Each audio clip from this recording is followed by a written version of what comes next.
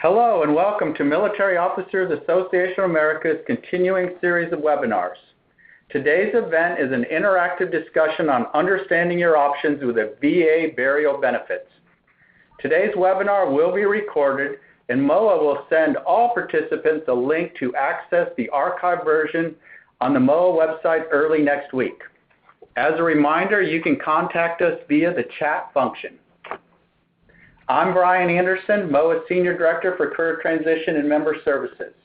I am pleased to announce we've broken a record today for participants in a single MOA webinar.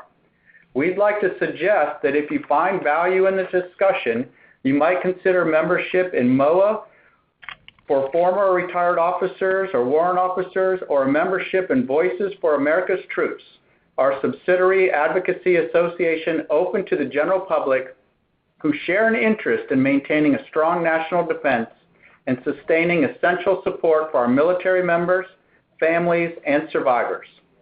MOA voted the top military family lobbying organization 11 years in a row by The Hill magazine is your choice on Capitol Hill, and we really need your support.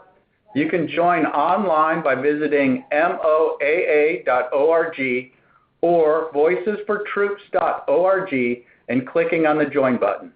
With that short overview, let me turn it over to Paul Frost to get us started. Good afternoon, everyone, and welcome to our first VSO webinar of the year. Our topics today will be with your VA burial benefits and then the latest from Arlington National Cemetery. We're lucky today to have a representative from both the National Cemetery Administration and Arlington National Cemetery.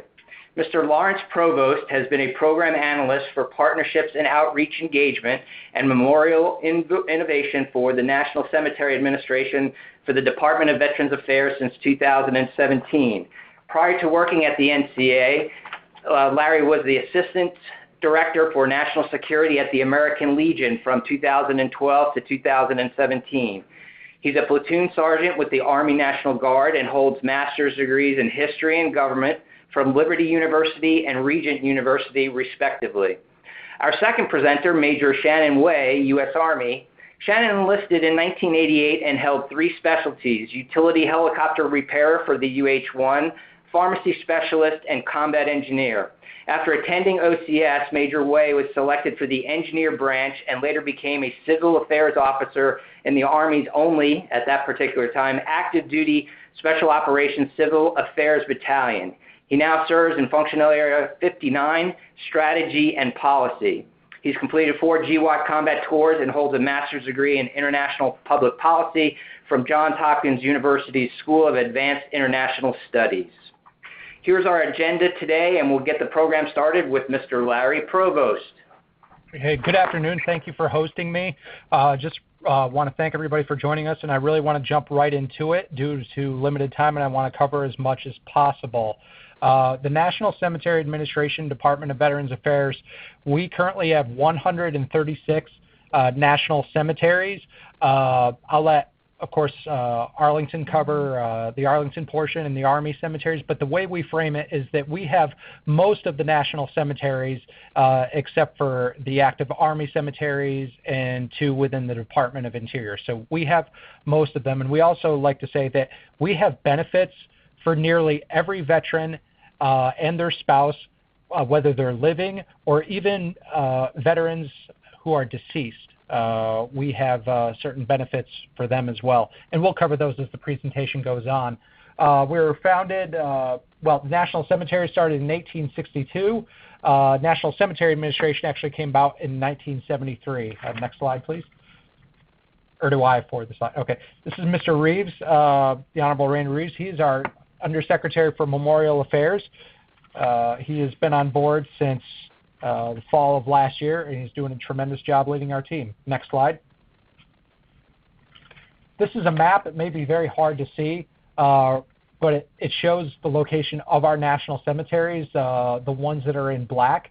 Now, you might see plenty of them that are in green, and we'll cover those in a minute, but those are actually our state cemetery grant partners.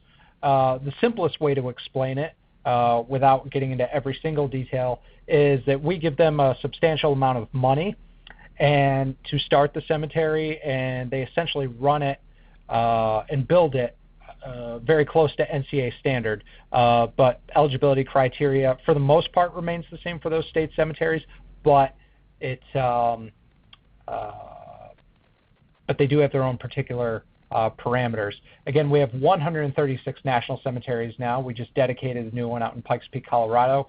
Care provided for over 4.5 million veterans. We have and family members in over 3.6 million grave sites, and we're currently over 9,200 developed acres. Next slide, please.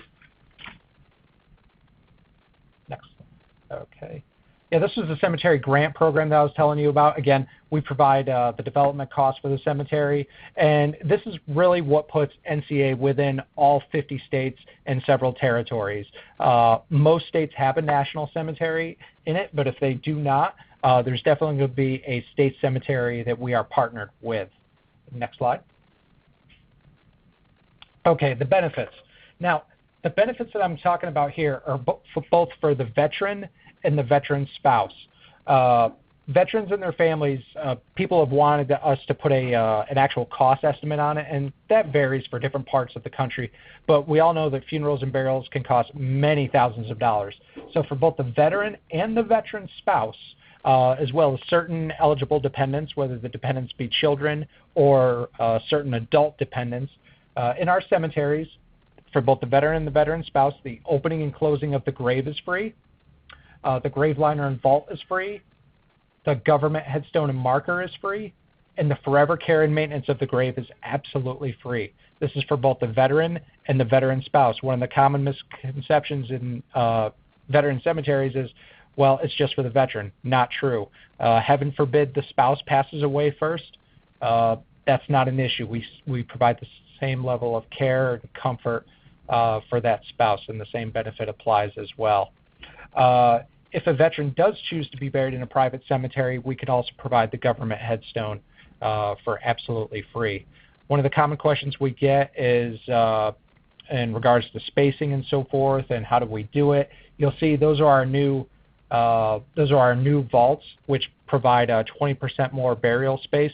We tend to use a very common method, which is the stacking mechanism.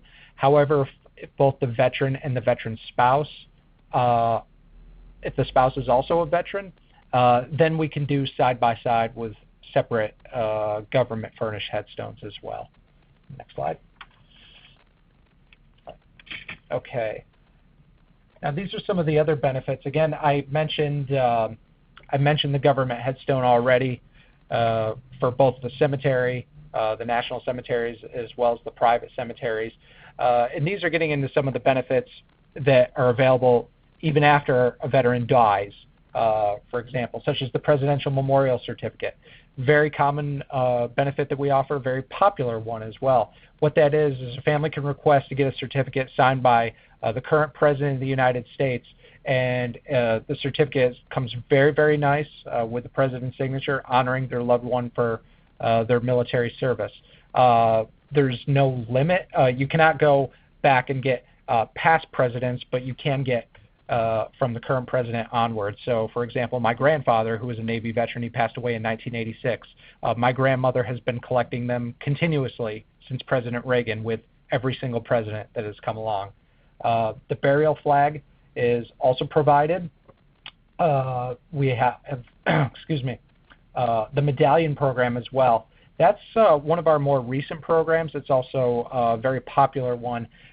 When I mentioned that we have benefits available for veterans, whether they're currently around or even passed away for a long time, any veteran since April of 1917 that has served in the military and meets the criteria, we can provide a bronze medallion affixed to a private headstone in a private cemetery absolutely free. And you'll see an example of the medallion on there. It says veteran, and it'll list the veteran's branch of military service. So this is what I mean when I say that we literally have a benefit for, I would say, close to 100% of veterans who have served within the past 100 years, as long as the veteran was on active duty the day we entered World War I. That being said, with the national cemetery system within VA, with our 136 national cemeteries, of all the Department of Veterans Affairs benefits, we actually have the lowest threshold of any benefit. And what I mean by that is, as long as you do not have a fully dishonorable discharge, been convicted of a felony, or certain heinous crimes, such as sexual offenses and so forth, you can be buried in one of our cemeteries.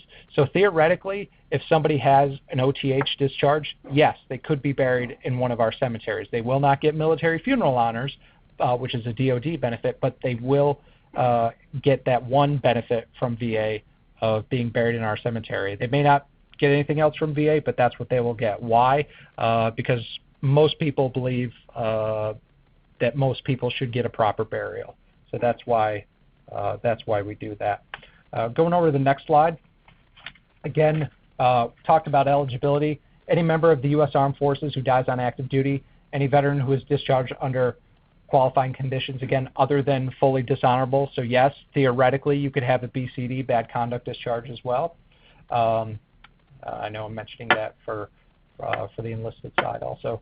National Guard members and reservists with 20 years of qualifying service.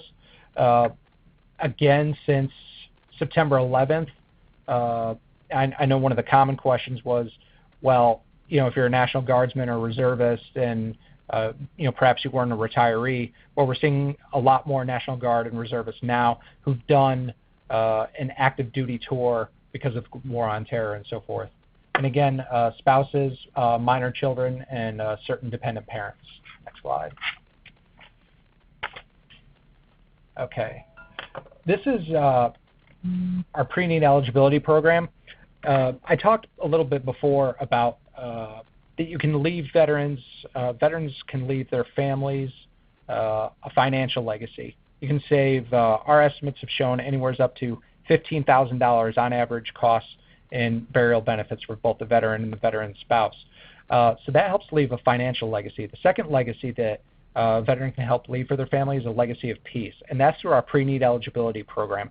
What that does is the veteran and the veteran's spouse both fill out separate forms, and you mail it into our scheduling office, and we can make a determination of the veteran's eligibility for burial in any national cemetery based off of that form. And what that does is, so when the time of need comes, the veteran or the veteran's spouse doesn't need to be looking in the attic or in the basement for the 214.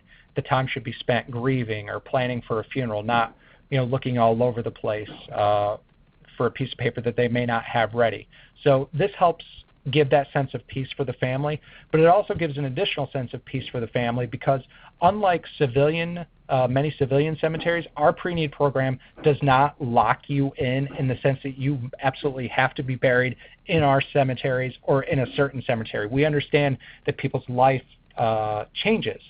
Some may decide to move to Florida. Some may decide to move elsewhere. You never know. So we're never going to force anybody, if they sign up through pre-need, to be buried in our cemetery, in any of our cemeteries or a particular cemetery. You can list a preference on there, and we'll certainly ask the family about that preference when the time of need comes. But again, the guarantee that we make is that we want to provide peace. We're not looking to lock anybody in, but we definitely want to give that option. Next slide. The form is VA Form 40-10007 with proof of military service if available, again, the DD-214 or other documentation. Unlike other parts of the government, we can actually go and check out this information for you. So if you do not have your military documentation, you don't have to send it in, though it is obviously strongly suggested and strongly preferred because it saves time for other veterans. I've actually done this myself. My wife has as well. You'll receive a very nice folder in the mail. It almost looks like the documents inside are suitable for framing, but you put them away. And VA also stores the information. And again, at the time of need, the application will be re-verified. So if you were somebody in their 20s who applied, and then you died at age 80, and there was a particular felony in there, we're going to do the quickest of background checks at the time of need, just to ensure that we're burying people in our cemetery who's supposed to be buried there. But again, that's a very, very small percentage of the population. Next slide, please. Send the application into our scheduling office. The application address is also on the form as well. We're working on getting this form online in the sense where you can submit it online. There's some PII, personal identifying information issues right now that we're working through, but we realize that is a desire. But you can mail it in or it can be faxed in. Our scheduling office is open 7 days a week, 362 days a year. Next slide. That just gives you a little bit of an idea on our workload. You can check that out for yourself whenever you desire. Again, almost 670,000, almost 671,000 presidential memorial certificates in FY 2017. Next slide. Okay, these show our busy cemeteries. You can see Riverside up there, Florida National, Calverton out on Long Island, Fort Snelling, Minnesota, Jefferson Barracks, Missouri, Fort Logan, Colorado. Again, I mentioned we just opened up a second one in Colorado because of a very high need there.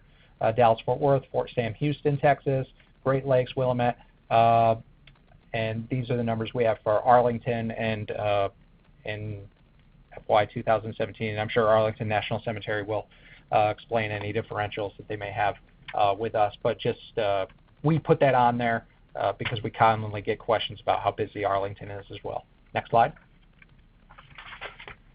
NCA, smallest of the three major agencies within VA. VA is the second largest federal agency, but NCA is by far the smallest of the three main sub-agencies within VA. You got VBA, VHA, and NCA.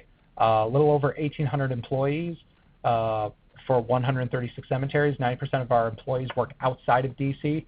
Almost 76 of our employees are veterans, the highest within the federal civilian workforce. And about a third of our employees are service-disabled veterans as well. So people come here because they really believe in the mission. And it's a really, really special place to work. Next slide. I think that's captured. In the year 2016, for the sixth consecutive time, NCA achieved the highest ranking of any participating organization, public or private, in the American Customer Satisfaction Index. We achieved 99% customer satisfaction rating. Again, I think this is because, number one, we care about the mission, the type of people we hire. We understand that this is a difficult time for veterans and their families, and we literally only have one time to get it right. And we realize that, and we realize that solemn obligation we have to the veterans and their families. Next slide, please. New cemeteries coming up. Again, Colorado, of course, is on there. We understand that land is hard to get in urban areas, so we have started our urban initiative. We actually got a little bit of land in New York City where we're putting columbaria because it's much easier to do interments and cremations and so forth. So, so space-wise, we do what we can in those major cities. But you see, we're looking Chicago, San Francisco, and so forth on those. And we're also looking more and more into our rural cemeteries. Our goal is to serve 95% of veterans with reasonable access within 75 miles to have a national, state, or tribal cemetery. Again, 95% of veterans, our goal is to have a cemetery within 75 miles. Next slide. And that slide says exactly what I just said. And it shows that the number of veterans percentage-wise that have the ability to be served within 75 miles has gone up and up. Next slide, please. So I talked about the financial legacy. I talked about the legacy of peace. The final legacy we have is the legacy of memorialization. Through our legacy program, essentially what we're doing is we're partnering with educational institutions. We're creating curriculums.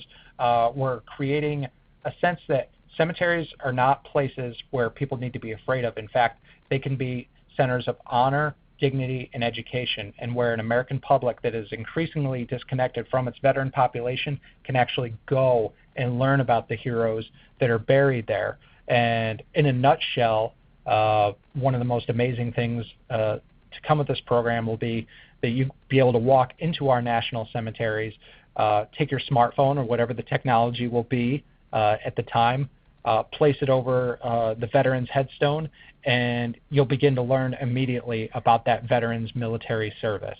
Again, our goal is to increasingly connect the public with its heroes, because as time goes on, the number of veterans being buried, barring future conflicts, is actually going to start decreasing at some point in the future, I believe around 2021. Next slide. Through our legacy program, we've already partnered with the University of Central Florida, San Francisco State University, Black Hills State University, and a couple more contracts were also recently awarded as well. Next slide, please. Again, we're using GPS technology to document our headstone marker locations. We're collecting data over 2.5 million grave sites at 81 national cemeteries. Next slide. Our presidential memorial certificates, in the past, strictly, they had to be filled out, or excuse me, you had to fill out the application on a VA form and then send them in. What we are starting to do at our 5 largest national cemeteries is provide those certificates on the day of interment to the families, so they don't have to wait for them. And we've also started offering once a month cremation-only weekend burial options. I believe it's at 5 of our national cemeteries now. And that concludes the brief. It was very, it was much shorter than we normally do, but at the same time, I really wanted to give you a sense of the benefit, and also leave necessary time for any administrative items, questions, and so forth. So, thank you. Thank you, Larry. Let's turn it over to Major Way. All right, well, good afternoon, everyone. So we're really lucky today. We're going to be joined by our Deputy Superintendent for Cemetery Administration, Ms. Renee Yates, who's an incredibly busy schedule, so I think that we're really lucky today to have her here. She's a retired Army officer who continues to serve today as a civil servant at Arlington National Cemetery. Ms. Yates? Spencer. So I'm happy to be here today. I wanted to let everyone know that Arlington National Cemetery has a call center that will answer calls 24/7, 365 days a year. That call center does have manned agents during a normal workday, 07:30 to 4:30 in the afternoon, and then on Saturdays you'll be able to reach an agent anytime between 7:30 to 2:30 in the afternoon. Any other calls that come in any other times are recorded and then provided to our staff for answering. Also, most of everything I'll be presenting today and we'll be talking about today can be found at our website, and we'll show you that frequently throughout the briefing so you're able to capture that. Next slide, please. So at Arlington National Cemetery, we consider every day Memorial Day here. We do 160 services a week, so approximately 30 a day, 10 on Saturdays. And the big significant difference between services at Arlington and what you may see at other national cemeteries is the military funeral honors that also have various levels of escorts that accompany them. We are part, and we're proud to be part of, the Military Cemetery Network. We are one of 2 U.S. national cemeteries, and we do believe we're strong partners with the National Cemeteries Administration, and I think we need to update our slide. We hear 135, thanks to Pikes Peak. They're operated by the National Cemeteries Administration, and then obviously the 14 or so that are managed by the Department of the Interior. We believe we are just one of any veterans' opportunities to be commemorated in the same manner, perpetual care, and dignified burial locations throughout our nation. Demand and scheduling at Arlington National Cemetery continues to outpace our scheduling capabilities.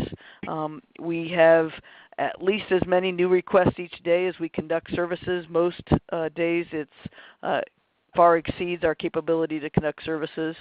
And our most significant challenge is the resources from the active component that provide that precision in the military funeral honors that are rendered here. Our cornerstone, however, is our peace of mind we provide our families.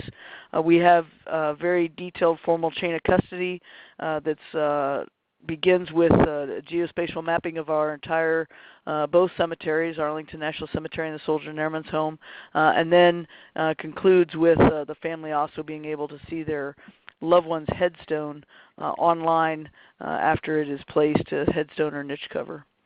And that is all supported by a very structured transfer of custody. Next slide, please. So I want to take a moment and kind of talk a little bit about the eligibility for Arlington National Cemetery and how it differs from the burial benefits that every service member acquires. Members of the or former members of the armed forces who have an honorable discharge and at least one day on active duty service are eligible to come to Arlington National Cemetery. Obviously, if you're perished on active duty, you're killed in action, you're ground eligible. If you move over across the chart there, those that are honorable discharged fall in various categories, some of which at the top, the retired members of the armed forces, recipients of the Distinguished Service Cross, Silver Star, Purple Heart, former prisoners of war, Medal of Honor recipients, and elected officials who have at least served one day on active duty with an honorable discharge. Those are all eligible for ground burial.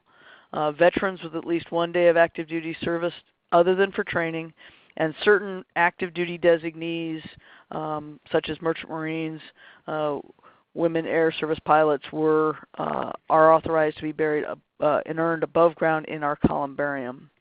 We also allow spouse and minor children of an eligible veteran.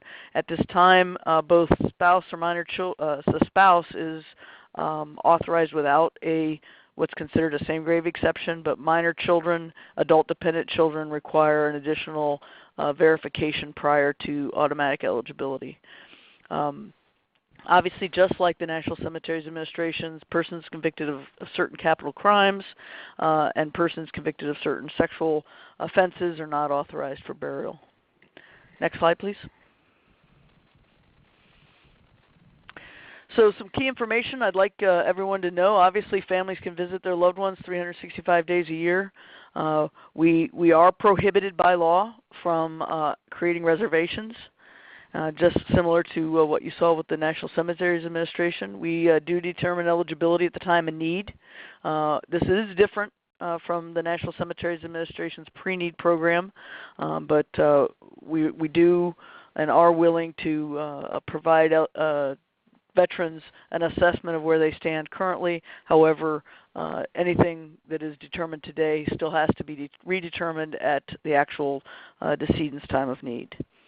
The documents that we require, it's the first step in our chain of custody process for remains here at Arlington National Cemetery, is the discharge document, most generally the DD-214, or the era of service eligibility documentation from the discharge, a death certificate, and we must have the cremation certificate if the remains have been cremated. We do have other documentation required for active duty deaths, retirees that are receiving retired pay that only served in the reserve component for proof of active duty service. There's many other types of documents could be required during the scheduling process. The most significant challenge we have is our wait times for a service at Arlington National Cemetery, and it does vary by branch of service and nature of remains. Cremated remains wait times far exceed that of casketed based on the health, life, safety of the remains.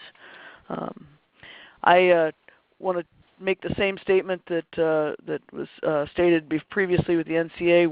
We're available to answer questions, and obviously we have the call center that is available to take any other further questions or calls. I'm going to pass off the briefing now to our ANC Strategic Planner, Major Way, and he's going to talk about our future. All right, everyone, this is Major Way again. I'm the Strategic Planner at Arlington National Cemetery. Just a quick reminder, based on the number of folks that we've had signing into this webinar, I want to give you our phone number and our website so that if we by chance you don't think of your question or we don't get to your question, don't hesitate to give us a call at the 877 number you see there on the screen, or log into arlingtoncemetery.mil. arlingtoncemetery.mil is going to be a useful website for you as we look at the next few charts. And the reason is because our survey on the future of the cemetery is still active, but only through this coming Sunday.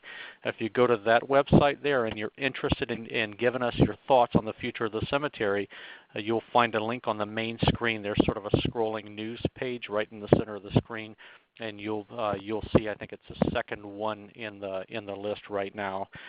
But you're welcome to go to that and give us your input. Go there, learn more about services at the cemetery, how to schedule a service, all sorts of good information at our website, arlingtoncemetery.mil.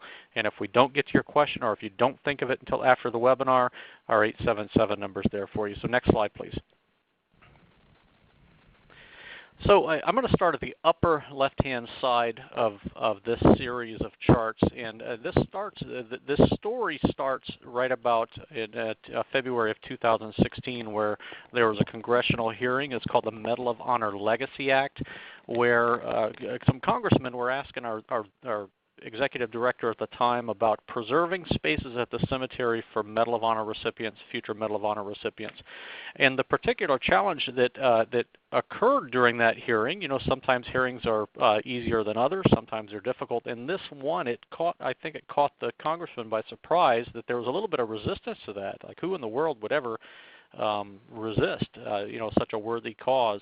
But what came out was that he was worried about the future of the cemetery and how many spaces were left at Arlington National Cemetery. About a month or two later, the President signed into law Public Law 114-158, and that required the Secretary of the Army to provide a report to Congress. It actually did two things. The first thing it did was it opened up eligibility to an additional 200,000 eligible persons for the cemetery. And the second thing it did was ask for a report on the inurnment and interment capacity at the cemetery, very specifically with regards to what could be done legislatively and non-legislatively for eligibility or expansion of the cemetery. And it says there 100% capacity in 25 years. I'll tell you the math is it's closer to 23 years on that. What we did as a staff, remember that you do have active duty folks assigned to the cemetery. It's an Army cemetery. We looked at feasible, acceptable, suitable options or actions that could be presented to the Secretary of the Army. And last year on February 14th, that small image in the middle of the screen, report to Congress, was published. Or provided to Congress by the Secretary of the Army. So while we were going through this, I told you that we were going to look at options and actions that could cause the cemetery to remain open well into the future. Our non-discretionary advisory committee determined that well into the future for the purposes of this cemetery is 150 years. And well into the future is the reason that you're hearing me say that term several times is that was in the law that I mentioned earlier. Congress said that the report should provide options or actions that cause the cemetery to remain open well into the future. That's an important term from the standpoint of military planning, having an objective or an end state. So that report was published. We knew as we were writing this report that we were going to be talking about some things that are sensitive. Okay, when we're talking about eligibility at the cemetery, where we can expand, we are 4.25 miles inside the Beltway. Anyone that's been to D.C. could understand how constrained that space is. We knew that talking about these things was going to cause some angst. Folks were going to be concerned about the type of things the report talks about, and of course the report is available online. Any of you can read it. What we did is we decided we need to do some outreach. We need to help folks understand we're an Army unit, and what we want everyone out there to have is at least as much information as we have when we plan. There's, this is, for us, it's a very transparent process, this planning process, because this is a national shrine, national symbol, very important to a lot of folks around our country. One of the ways we did that, we went out to conferences around the country. We were invited out by the VFW and the American Legion, Fleet Reserve, Marine Corps League invited us out to give talks and seminars and talk to folks, veterans one-on-one. We did that. We also ran our first survey, and this about the future of the cemetery. It ran for, I think, 3 months last year, and what I want to share with you on the right-hand side are the results of that survey. Remember I mentioned earlier there's a survey now. There is a survey now. It is still live. It's our second refined survey, but first we're going to talk about the right-hand side of this chart. On the top part of that, I'll just draw your attention to the groups that you see there. The top chart on the right-hand side, the blue columns are the columns that had a large amount of support, say 50% or higher, from the folks that took the survey. And of course you can see the question there, if you believe rules should change, is there a group of veterans you feel strongly should remain eligible? That's what we're looking at there. And then the maroon color on the right-hand side are the folks that are the groups of veterans or currently eligible persons that fell below the 50%. The rows there are personas, military families, service members, folks unaffiliated with the military, and veterans. But just to keep things simple, I will personally stay on the top row, the overall group. Those gold-colored vertical lines, those are what I would call as drops, and I'm using that to sort of simplify the chart a little bit so everybody's eyes can be looking at the same thing. Those are points where support for a certain group dropped 15% or more. Very clearly, the respondents to the first survey felt very strongly about our Killed in Action and Medal of Honor recipients. That's very clear. And and of course, everyone can walk their way to the right-hand side of the chart and see how the results there were. High award recipients, former prisoners of war, and folks that perish on active duty. And we're to be sure we're talking about those folks on tragic examples like the USS Fitzgerald and the C-130 that went down last month. Tragedies. So the bottom part, I'll move down to the bottom part of that right-hand side. That is basically taking the chart above and showing, hey, this is what would happen, or what the future of the cemetery would look like from the standpoint of the math. And those are the amber and gold and orange lines at the bottom of the chart. If there was no substantial change to the eligible groups at the cemetery, you can see there that, like I mentioned earlier, 2041 is when we would, if things don't change, if the current pace of services at the cemetery were to continue, 2041. So then we looked at the next group that had a group of support, or gaining support as you go to the right on the chart towards the bottom.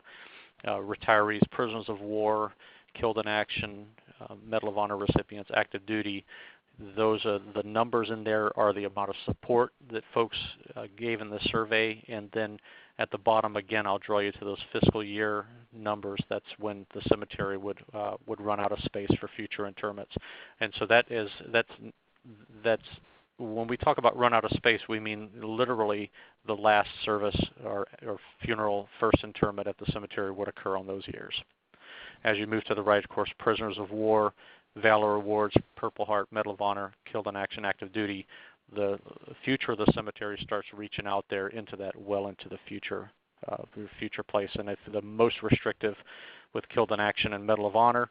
The blue all the way to the right, you can see that with current trends and with the recent trends, that's what we would predict as a future of the cemetery. So anyway, I'm sure that's going to result in a lot of questions, and we really want to engage all of those questions. We'll talk more about them in the question and answer session, but remember that 800 number or that website link I gave you. There's more information there. If you click on that, you'll be able to watch a few videos we've got on there and learn more about what I'm talking about here today. So next slide, please. And here we are. This is today. This is us looking at the results of the first survey. We've continued the outreach we've been doing. We've literally, this is no exaggeration, we've talked face-to-face, one-on-one with thousands of retirees, veterans, around the country, and I can't tell you how. I mean, those are wonderful experiences, as you can imagine. But as we did that outreach and wanted folks to have all the information we have, we saw that that there may be more refined information that we need, or maybe we weren't clear about certain things. We didn't provide enough information. One of the goals of, at least I think, any survey or any outreach is education. That's a primary thing. We want folks to understand what the future of the cemetery is all about. And so here is an informational slide about the ongoing second survey. Like I said earlier, ongoing until this Sunday when it'll be shut off. The upper left-hand side of that, that's the screen that you will find when you go to www.arlingtoncemetery.mil. That's the first screen you're going to see. If you were to click on right now, it shows right now that it's the top news article is the eligibility survey. Right now I think it's second. But when you see that image that's in the upper left-hand screen, you click on that. It'll bring you to that page on the lower left-hand side. Again, an informational video and some information, and there'll be a link in blue on that page that'll take you to a page that looks like the center of the chart, where we'll get into the questions that we have for folks and that we would like to have their input on as we move forward into any potential determination by the Secretary of the Army about how he's going to handle taking the cemetery well into the future. I've talked several times about the outreach on the right-hand side. I think I'm virtually flush with pride of being able to do that stuff, to be able to talk to thousands of folks. Since this second survey has been active, we have been approached by a lot of media outlets. We've done several interviews. Washington Post, I think, and New York Times interview came out this last weekend. We've been featured on Twitter feeds. We've had this link to the survey out on the Defense Finance and Accounting Service for active duty and retirees. The first survey, I'll tell you right now, we would have been happy when folks asked me, Major Way, how much would have made you? How many respondents would make you happy? And I thought, man, if we could get 1,000 folks, I'd be so happy to be able to take their input and take that forward to our military and civilian leaders. That survey, we got over 28,000 respondents. We developed this second survey, and I want to tell you a little bit about the second survey. That wasn't developed in a vacuum. That was we hosted, or the advisory committee for Arlington National Cemetery hosted 2 roundtables, one for each of these surveys. And the Military Coalition here in D.C., which consists of about 30 military and veteran service organizations, got together, reviewed every single question and every single answer.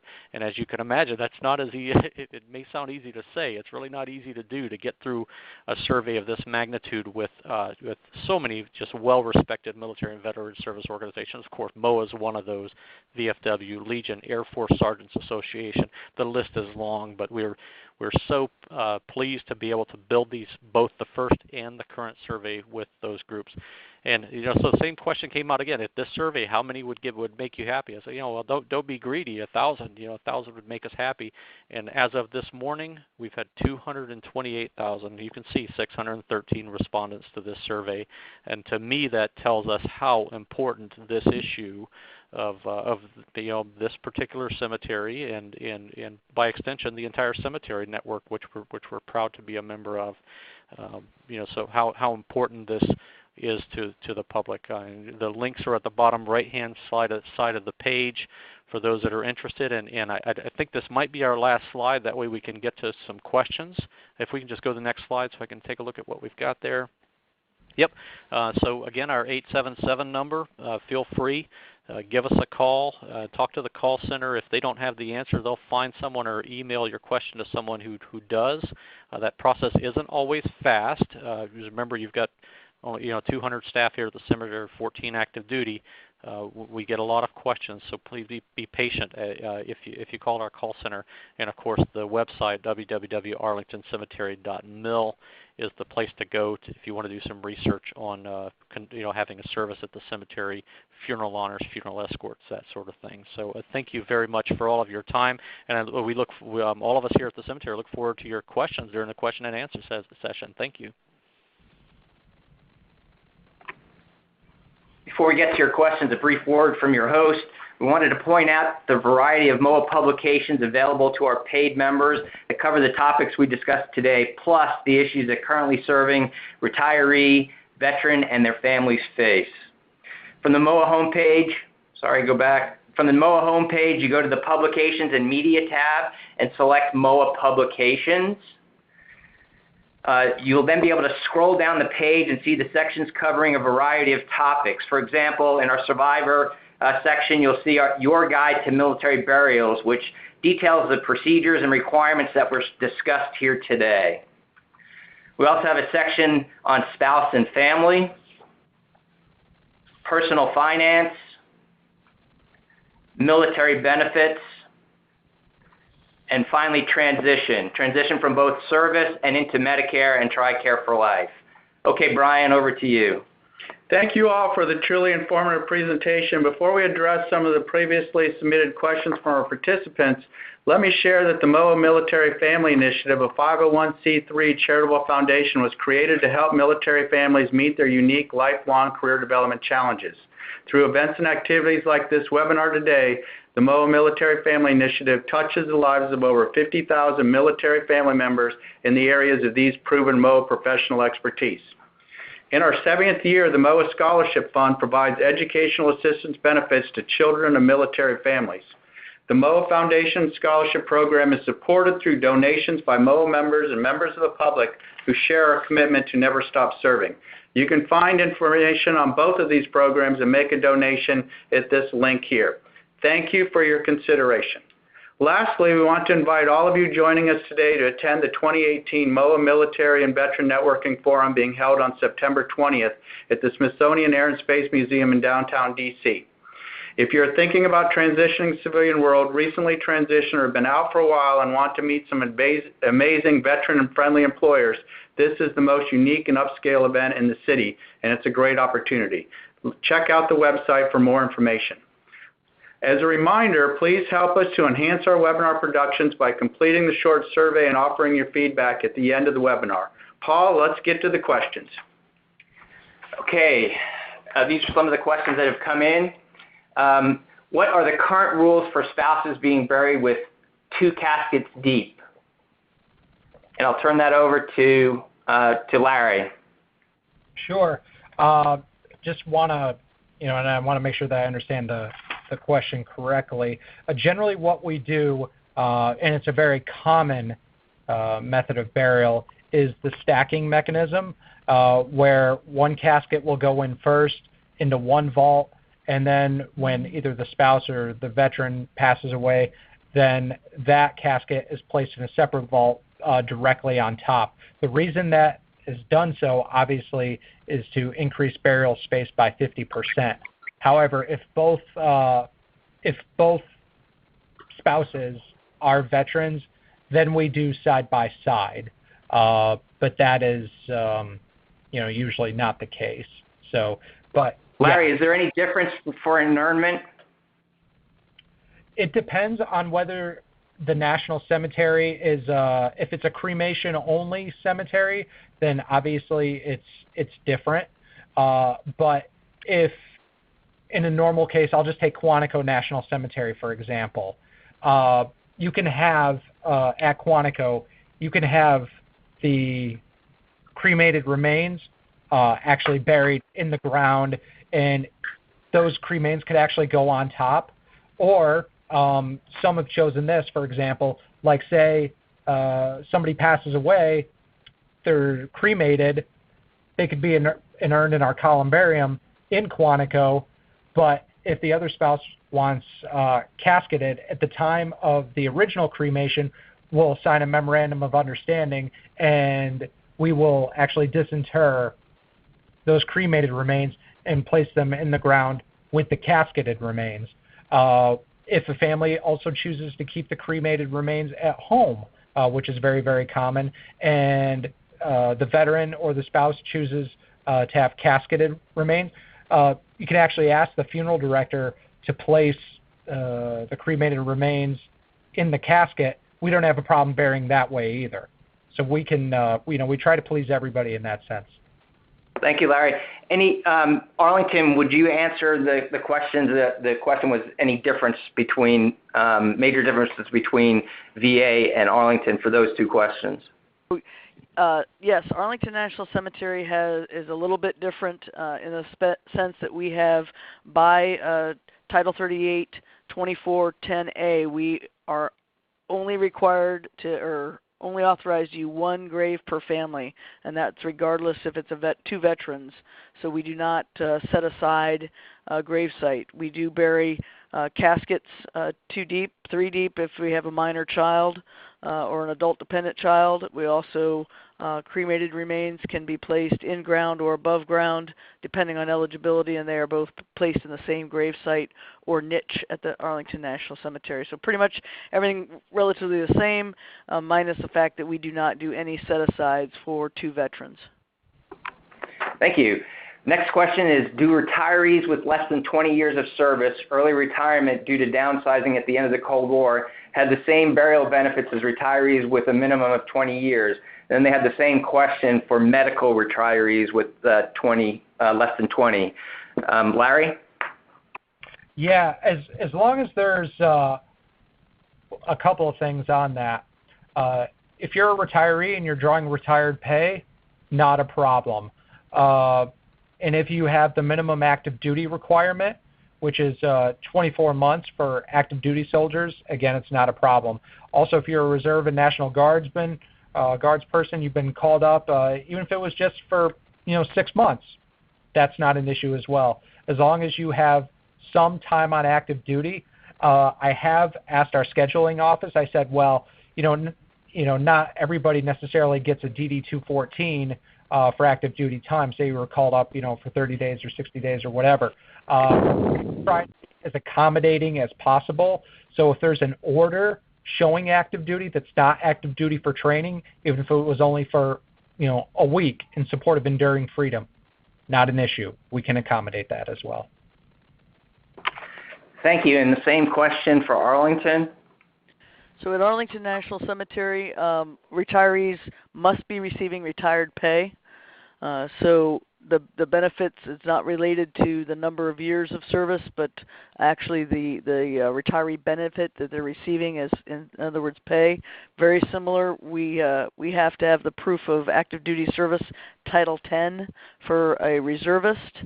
And then it's important to note that medical retirees must be in a retired status with on the permanent retired list and receiving pay as well. Thank you. Next question. If a burial at Arlington is desired, assuming space is available, what are the special procedures and what is the expected waiting time?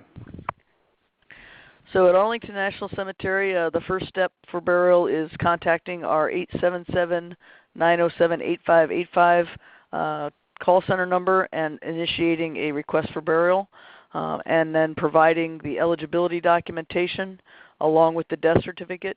If you're cremated, you must also provide a cremation certificate.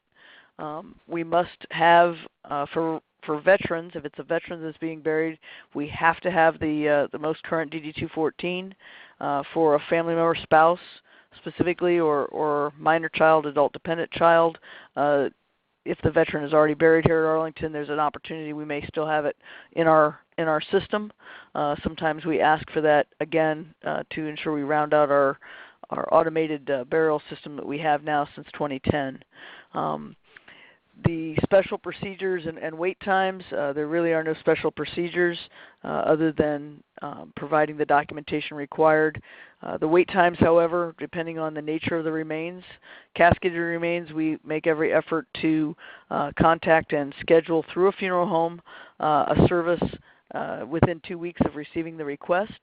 But the service will be held and scheduled for the first opportunity when the military funeral honors that the veteran is eligible for or available. That can vary. I would say that wait times can be anywhere from a matter of weeks to a matter of 9 to 10 months, depending on the level of escort being requested, the branch of service being requested, and the nature of the remains. Thank you.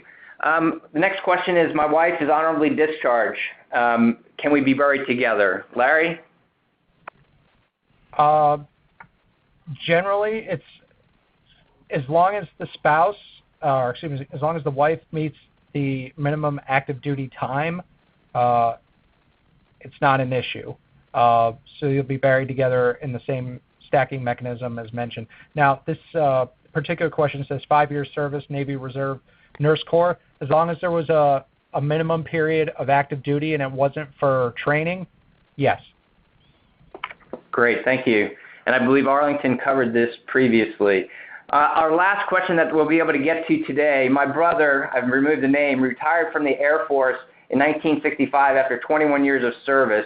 An aircraft he was piloting disappeared. The search results were negative. The plane disappeared in 1983. My brother was declared dead in 1990.